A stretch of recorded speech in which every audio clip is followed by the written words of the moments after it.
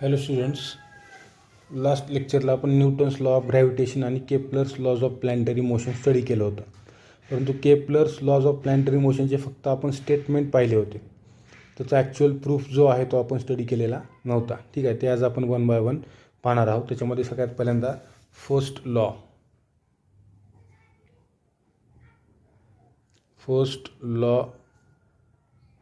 किंवा ज्याला म्हणतो आपण Kepler's first law. Kepler's first law किंवा लॉ ऑफ ऑर्बिट जो आपण आज प्रूव्ह करणार आहोत. ठीक आहे, फर्स्ट लॉ आपल्याला काय सांगतो? Every planets revolve around the sun with the sun situated at one of the foci of the ellipse. Every planet revolves around the sun in an elliptical orbit where the sun situated at one of the foci of the ellipse. हे आपण first law याच्या अगोदर फक्त statement पाहिलं होतं. याच्यामध्ये सगळ्यात महत्त्वाची गोष्ट म्हणजे काय, प्लॅनेटचे जे ऑर्बिट आहे ते ऑर्बिट इलिप्टिकल असेल का कसं असेल हे कशावर डिपेंड आहे, तर इसेंट्रिसिटीवर डिपेंड आहे. Eccentricity of the orbit of particle moving under attractive universe square law of force is given by epsilon naught square is equal to 1+2EJ square divided by MC square. या इक्वेशनचा proof कसा आला किंवा eccentricity कशी calculate केली हे आपल्याला म्हणजे आपल्या सिलेबसला नाही, फक्त आपल्याला माहीत असलं पाहिजे. Eccentricity is given by E square is equal to 1+2EJ square by MC square. याच्यामध्ये जे म्हणजे काय आहे, J is angular momentum of particle of reduced mass M. M म्हणजे पार्टिकलचं मास आहे, जे म्हणजे अँग्युलर मोमेंटम आहे. C विच इज कॉन्स्टंट किंवा C is the speed of light आपल्याला माहीत आहे, which is in the case of gravitational force. नंतर M म्हणजे काय आहे या ठिकाणी, परत हे M म्हणजे आपल्याला माहीत आहे मास ऑफ पार्टिकल आहे. ठीक आहे, आता बघा थोडक्यात या इक्वेशनवरून आपल्याला काय करता येईल, इसेंट्रिसिटी कॅल्क्युलेट करता येईल. ठीक आहे, आता बघा महत्त्वाचा पार्ट म्हणजे काय, in the case of planet revolving around the sun if eccentricity is greater than 1. ज्यावेळेस प्लॅनेट हा अराउंड द सन रिव्हॉल्व होत आहे त्यावेळेस जर समजा त्याची जी इसेंट्रिसिटी आहे ती ग्रेटर दॅन 1 येत असेल तर आपण असं म्हणू शकतो the total energy of the system that is planet and the sun is negative and the planet remains bound to the attracting centre that is सन.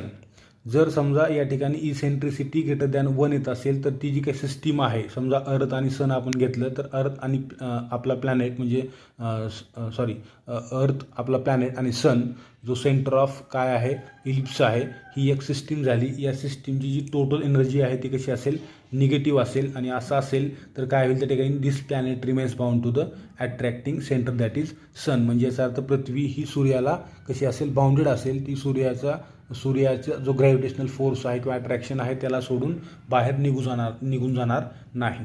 ठीक आहे, as the planet is bound to the sun and can not escape from it moves around the sun in a closed elliptical orbit. जर समजा या ठिकाणी eccentricity greater than 1 असेल आणि planet is bound to the sun असेल त्यावेळेस तो planet सूर्याच्या भोवती काय करेल, एका पर्टिक्युलर ऑर्बिटमध्ये, याचा अर्थ इलिप्टिकल ऑर्बिटमध्ये रिव्हॉल्व होईल. This establishes the Kepler's law of planetary motion. आणि हाच तुमचा काय आहे, Kepler's law of planetary motion आहे, जो आपल्याला काय सांगतो की एव्हरी प्लॅनेट काय करतो, सूर्याच्या अराउंड इलिप्टिकल ऑर्बिटमध्ये रिव्हॉल्व होतो आणि सूर्य हा त्या इलिप्सच्या कुठल्या तरी एका फोकसला असतो.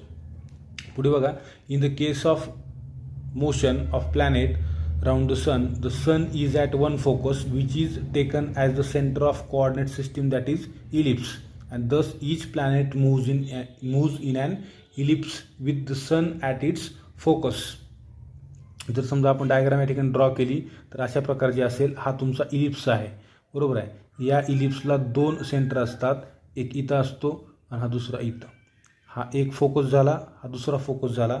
या ठिकाणी सन प्रेझेंट आहे समजा आणि प्लॅनेट कुठं आहे समजा, कुठेही घेऊ शकता तुम्ही, समजा इथं प्लॅनेट प्रेझेंट आहे. ठीक आहे, मग याची इसेंट्रिसिटी जर समजा ग्रेटर दॅन 1 असेल म्हणजे याचा अर्थ टोटल सिस्टीमची एनर्जी निगेटिव्ह आली असेल तर this planet must be bound to the sun असं आपण म्हणू शकतो. हाच तुमचा काय आहे, केप्लरचा फर्स्ट लॉ आहे. आणि इथं महत्त्वाची गोष्ट म्हणजे काय, ज्यावेळेस सूर्यापासून प्लॅनेट हा सर्वात लार्ज डिस्टन्सवर असतो त्यावेळेस आपण काय म्हणू शकतो, त्याला अफेलियन असं म्हणू शकतो. अफेलियन असं म्हणतो. आणि ज्यावेळेस planet is closest to the sun, this is called as perihelion. बरोबर आहे. प्लॅनेट हा सूर्याच्या एकदम जवळ असेल त्यावेळेस पेरिहेलियन, आणि ज्यावेळेस सगळ्यात लांब असेल त्यावेळेस अफेलियन. म्हणजे इथं तुम्हाला पेरिहेलियन म्हणता येईल आणि इथं काय असेल, अफेलियन असेल, ज्यावेळेस सूर्य आणि पृथ्वी यांच्यामधलं अंतर सर्वात जास्त असेल. हा झाला फर्स्ट लॉ. आता सेकंड लॉ ज्याला म्हणतो आपण law of area, law of equal area. बघा याच्यामध्ये काय, सपोज प्लॅनेट पी एक पॉईंट आपण कन्सिडर केला, हा रेडियस वेक्टर आहे जो सन आणि त्या प्लॅनेटला जॉईन करतोय. एक आपण प्लॅनेट कन्सिडर केला, P is moving in an elliptical orbit around the sun, असं आपण कन्सिडर केलं.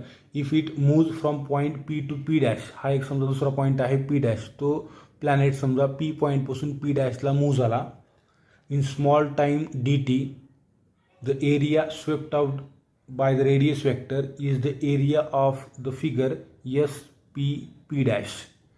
आपण कन्सिडर केलं एक प्लॅनेट आहे, तो प्लॅनेट या इलिप्टिकल ऑर्बिटवर मूव्ह होत असताना पी पॉईंटपासून पी डॅश या पॉईंटला डी टी एवढ्या वेळामध्ये समजा तो मूव्ह झाला, तर त्या ठिकाणी हा जो रेडियस वेक्टर आपण दाखवला या ठिकाणी, हा रेडियस वेक्टर म्हणजे याचा अर्थ काय, vector which is drawn from the centre of coordinate system to the particle which present on the circumference. बरोबर आहे. सर्कम्फरन्सवरती प्रेझेंट असणार पार्टिकल आणि सेंटर या दोघांना जॉईन करणारा जो वेक्टर याला म्हणतो आपण एरिया वेक्टर. या एरिया रेडियस वेक्टर, या रेडियस वेक्टरनं जो एरिया स्वेप केला म्हणजे कट केला, तो किती आहे, एस पी पी डॅश एवढा एरिया आहे. एस पी पी डॅश किती वेळामध्ये केला आहे, in small time interval D T. बरोबर आहे. आपण असं कन्सिडर केलं, if D T is infinitesimally small then P P dash is straight line that is R D theta. समजा हे रेडियस वेक्टर आर आहे आणि हा अँगल तुमचा किती आहे, डी थिटा आहे. जर समजा डी टी हा कसा आहे, इन्फायनायटेस्मली स्मॉल असेल, बरोबर आहे, तर तुमची ही जी काय लाईन, हे काय डिस्टन्स येणार आहे, हा जो काय कर्व आहे किंवा आर्क आहे, this arc must be straight line. Straight line असेल तर आपण काय म्हणू शकतो, according to arc length is equal to radius into angle. मग तोच फॉर्म्युला आपण या ठिकाणी यूज केला. रेडियस किती आहे आर, अँगल किती आहे स्वेप केलेला डी थिटा एवढा आहे, कारण टाईम कसा आहे इन्फायनायटेस्मली स्मॉल, त्याच्यामुळे त्यानं जो डिस्क्राईब केलेला अँगल असेल तो देखील कसा असेल, इन्फायनायटेस्मली स्मॉल असेल. बरोबर आहे. आणि एस पी पी डॅश हा काय असेल, एक प्रकारचा ट्रँगल असेल, कारण ही काय झाली तुमची स्ट्रेट लाईन झाली, ही काय झाली स्ट्रेट लाईन. त्याच्यामुळे एस पी पी डॅश हा काय झाला, अँगल झाला. आपण काय म्हणू शकतो, the area of the angle triangle, area of the triangle S P P dash is equal to, area पण कसा असेल infinitesimally small, that is D A is equal to 1 divided by किंवा 1/2 R into R D theta. बरोबर आहे. हा काय आहे आपला हाईट इंटू बेस. बेस तुमचं काय या ठिकाणी आर आणि हाईट काय आहे आर डी थिटा आहे. त्याच्यामुळे काय आलं equation, D A is equal to half R square D theta. ठीक आहे. This is the area swept out in time interval D T. हा जो एरिया आहे हा त्या रेडियस वेक्टरनं कट केला किती वेळामध्ये, डी टी एवढ्या वेळामध्ये. याच्यानंतर बघा पुढे आपण जाऊ शकतो, therefore at which area is swept, rate at which area is swept, किती रेटनं तो एरिया कट करत आहे. म्हणजे याचा अर्थ समजा की एका सेकंदाला तो 1 मीटर स्क्वेअर एवढा एरिया स्वेप्ट करत चालला आहे. एक सेकंद झाला की त्यानं 1 मीटर स्क्वेअर एवढा एरिया कट केला, परत दुसऱ्या सेकंदाला 1 मीटर स्क्वेअर, थर्ड सेकंदला समजा 1 मीटर स्क्वेअर, असा तो एरिया काय करत चालला आहे, स्वेप्ट करत चालला आहे विथ रेस्पेक्ट टू टाईम. त्यावेळेस त्याला आपण असं लिहू शकतो, rate at which area is swept is equal to, हे करण्यासाठी आपल्याला काय करावं लागेल, त्यानं जो एरिया स्वेप्ट केला आहे डिवायडेड बाय टाईम इंटरवल, किती वेळात केला आहे, त्याच्यामुळे आपल्याला काय मिळेल त्या ठिकाणी, rate at which area is swept, जो D A by D T is equal to काय असेल 1/2, डी ए किती आला आहे 1/2 आर स्क्वेअर डी थिटा. बरोबर आहे. डिवायडेड बाय टाईम इंटरवल जो काय असेल डी टी. हे काय होईल या ठिकाणी,